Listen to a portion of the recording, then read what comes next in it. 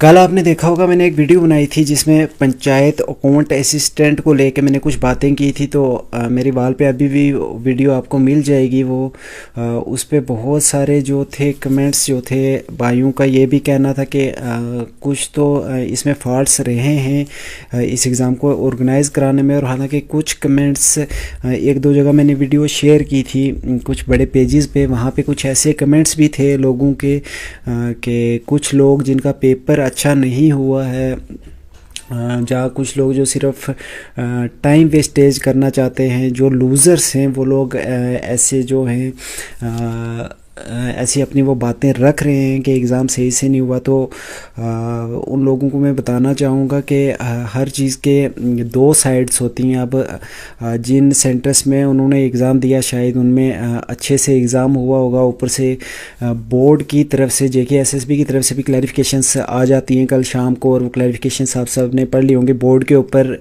कोई उंगली नहीं उठाई जा रही है, सिर्फ उनसे क्लैरिफिकेशन मांगी गई थी और उन्होंने क्लैरिफिकेशन दे दी है। और एक जो नोटिस मैंने पढ़ा था वो डिप्टी कमिश्नर को उन्होंने क्लैरिफिकेशन दी हुई थी, या क्या वो स्पेशल एक सेंटर के लिए उन्होंने दी हुई थी। तो बाकी सेंटर से उनकी बात कौन करेगा, वो भी JKSSB को करनी चाहिए, चीज़ें क्लैरिफाई करनी चाहिए कि जो बच्चे ऐसी चीज़ें ऐसे सवाल ऐसी उंगलियां उठा रहे हैं, हालांकि इसके पीछे वजह क्या है। जो एक मेंढर का सेंटर था जिसमें मैंने कल भी मैंने अपनी वीडियो में कहा था कि बच्चे से मोबाइल पकड़ा गया। तो आज जब मैंने उन अपने साथी से दोबारा बात की तो उनका ये कहना था कि वो जो मोबाइल पकड़ाने हुआ है वो किसी ड्यूटी देने वाले स्टाफ ने वो मोबाइल नहीं पकड़ा है उस लड़के से। वो रूम में जो बच्चे एग्ज़ाम दे रहे थे, जब उन बच्चों ने देखा उनमें से किसी एक दो ने शोर डाला और फिर आके उस लड़के से वो मोबाइल जो खींचा गया है और उस मोबाइल को पकड़ के उसके बाद उस लड़के के पे ऊपर कोई केस वगैरह भी नहीं बनाया गया, खाली लास्ट के 10 मिनट उससे वो पेपर जो है छीन लिया गया।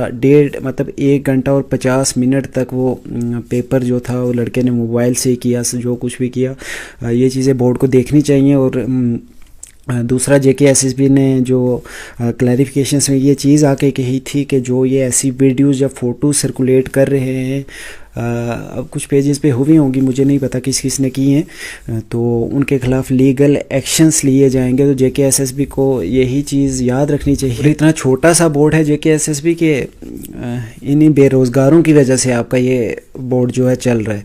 तो अगर यही फिर उतर आएंगे सड़कों पे तो ये बोर्ड कहीं आपको बंद ही ना करना पड़ जाए, कोई सेंटर का नया बोर्ड ना आ जाए। और जैसे कि हालात हैं अब कहीं ना कहीं एक ये डिमांड भी रहती है कि कहीं ना कहीं कोई दूसरा नई जो बॉडी है गवर्नमेंट बॉडी, कोई नया बोर्ड जो है ऐसी रिक्रूटमेंट्स के लिए आना चाहिए, क्योंकि अब ये हर बार का ड्रामा हो गया। और दूसरी जो मेन बात मैं करना चाह रहा था JK बैंक के टाइम के लिए, JK बैंक का जो इन्होंने पेपर कैंसिल किया था, BA बैंकिंग एसोसिएट और PO का एग्ज़ाम जो था, उस एग्ज़ाम में जब इन्होंने कहा था कि चीटिंग हुई उस वजह से कैंसिल करना, ब्ला ब्ला पता नहीं क्या बकवास थी वो सब। उस एग्ज़ाम का मैं बता देना चाहूँगा उसमें भी इन्होंने घोटाला किया था। हालांकि जिन्होंने ये सब ड्रामा किया वो अब किसी और स्टेट के गवर्नर बन के बैठे हुए हैं, कहीं और अपनी कोठियों में बैठे हुए हैं वो सब। तो उन्होंने ये सब जो ड्रामा किया था और चीटिंग का जो हवाला दिया था उसमें चीटिंग बहुत ही इम्पॉसिबल थी, वो चीटिंग हो ही नहीं सकती थी, क्योंकि हार्डली 27 से 28 सेकेंड या 29 सेकंड ज़्यादा से ज़्यादा आपको मिलते थे एक क्वेश्चन करने के लिए। और जब तक आप अगर वो जाके मोबाइल पे या गूगल पे टाइप करते, जब पेपर आपका बाहर जाता, अगला टाइप करता, उसको सॉल्व करता, वो चीज़ इम्पॉसिबल थी। वो सिर्फ इन्होंने बच्चों के कैरियर के साथ खेला, सिर्फ इन्होंने एक ड्रामा किया, एक धांधली की उस एग्ज़ाम में भी इन्होंने। और अब दोबारा से वो PO का एग्ज़ाम शायद हो रहा है 25 से शुरू हो रहा है, मेरा अपना 29 को है। अब देना तो नहीं है क्योंकि एक बार जब बंदा डीमोटिवेट हो जाता है तो ऐसी चीज़ों में इंटरेस्ट नहीं रहता। और JKSSB की जहाँ तक बात है, बहुत अच्छा बोर्ड है आपका, बहुत अच्छा आपने काम किया है, बहुत अच्छे आपने रिक्रूटमेंट्स किए हैं। बट कहना सिर्फ इतना चाहूँगा कि अगर बच्चों को आप ये ऐसी धमकी नहीं दे सकते हैं कि अगर आप फ़ोटो सर्कुलेट करेंगे या वीडियो सर्कुलेट करेंगे तो ऐसी कोई फेक, तो आपके ऊपर लीगल लीगल एक्शन होगा। Legal action in the sense FIR भी लग सकती है किसी बच्चे के ऊपर। तो पहले अपने गिरेबान में मुंह डाल के देख लिया जाए कि अपनी औकात कितनी है, और फिर उस हिसाब से अगर बातें की जाए तो ज़्यादा बेटर रहेगा। एसएसबी से मेरी कोई ज़ाती दुश्मनी नहीं है और मैं उनके ख़िलाफ़ भी नहीं बोल रहा हूँ। सिर्फ इतना मैं चाहता हूँ कि मैं क्या चाहता हूँ, पूरी स्टेट के जो बच्चे हैं सिर्फ इतना चाहते हैं एग्ज़ाम सबका ही अच्छा हुआ है, क्योंकि सबको पता था एग्ज़ाम बहुत ही इजी एग्ज़ाम था और मोस्टली बच्चों का जो है एग्ज़ाम अच्छा ही गया है। वो एग्ज़ाम सिर्फ जिनको थोड़ा मैथ्स में कहीं ना कहीं प्रॉब्लम रही, जाओ अकाउंटेंसी में उनका थोड़ा ख़राब हुआ, बाकी सबका मोस्टली अच्छा गया एग्ज़ाम।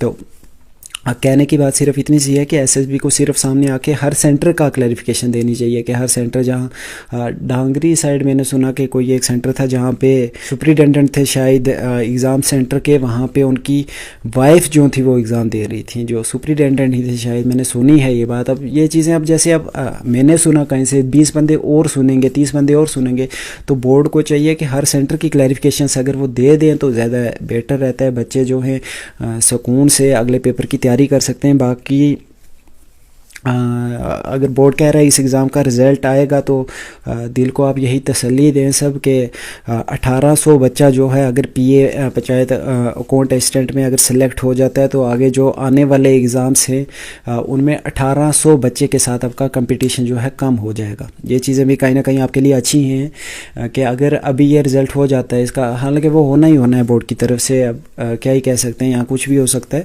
तो पीए पंचायत अकाउंट असिस्टेंट का रिज़ल्ट हो जाता है, ये बच्चे 1800 बच्चा जो है जितनी भी ये सीट्स हैं ये सिलेक्ट हो जाते हैं, तो आने वाले जो एग्ज़ाम्स है जिसमें आप लोग अप्लाई करेंगे, वो चाहे पीओ का हुआ या जेके बैंक बीए का हुआ या कोई भी और एग्ज़ाम हुआ, तो वहाँ पे ये जो 1800 बच्चा है इसका कंपटीशन आपके लिए कम हो जाएगा। ये चीज़ें भी आपके लिए अच्छी रहेंगी। तो वीडियो बनाने का सिर्फ एक मकसद था कि जो क्लैरिफिकेशंस में लीगल एक्शन की बात की गई थी वो बात हालांकि कहीं ना कहीं गलत थी।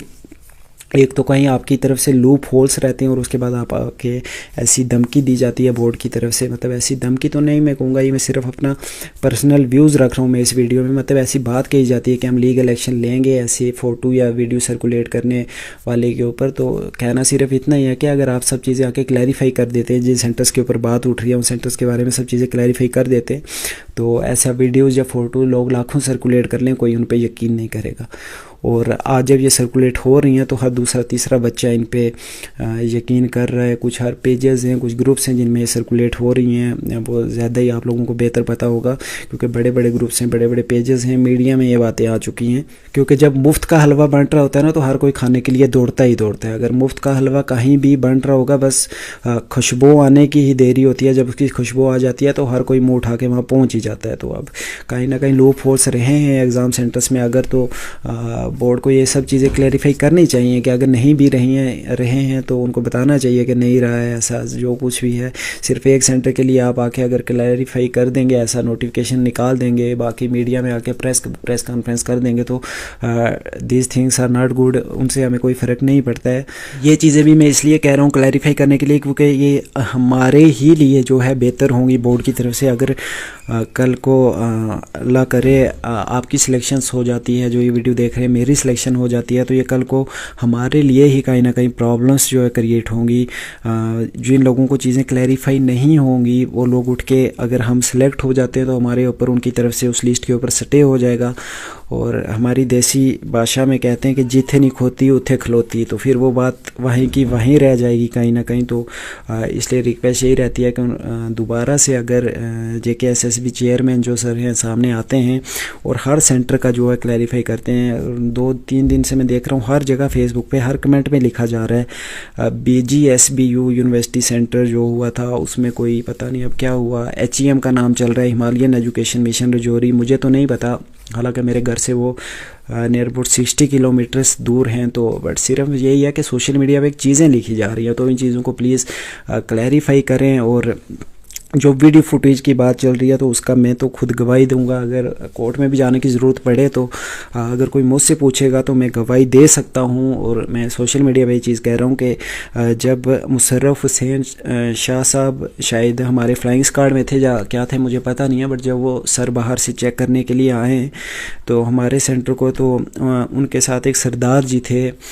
वो भी शायद फ्लाइंग स्क्वाड में ही होंगे, जो स्ट्रीम में होंगे, तो खाली उसी टाइम पर हमारी जो है वीडियो रिकॉर्डिंग हुई है और हार्डली सिर्फ कोई 5 मिनट के लिए पूरे सेंटर में वीडियो रिकॉर्डिंग हुई है और उसके बाद कोई वीडियो रिकॉर्डिंग्स वहाँ पे नहीं थी। तो ये जो फैक्ट्स भी बोर्ड बता रहा है ये भी बेसलेस हैं। तो बाकी जो डिस्ट्रिक्ट मैजिस्ट्रेट पता नहीं क्या क्या कुछ बहुत बड़ी फ़िलासफ़ियाँ थी वो उनकी क्लैरिफिकेशंस में, तो वैसी वो चीज़ें भी दोबारा से क्लैरिफाई करनी चाहिए कि किस किस जगह पे क्या था पूरा, ताकि आने वाले वक्त में हम बच्चों की अगर सिलेक्शन हो जाती है तो हमारी लिस्ट पे स्टे नहीं हो और ये चीज़ें क्लैरिफाई हो जाएं कुछ बच्चों को जो ऐसे सवाल उठा रहे हैं। तो इस वीडियो का यही मकसद था। उम्मीद है किसी न किसी प्लेटफॉर्म तक ये वीडियो पहुँचेगी और इन चीज़ों के जो जवाब हैं वो हमें मिलेंगे।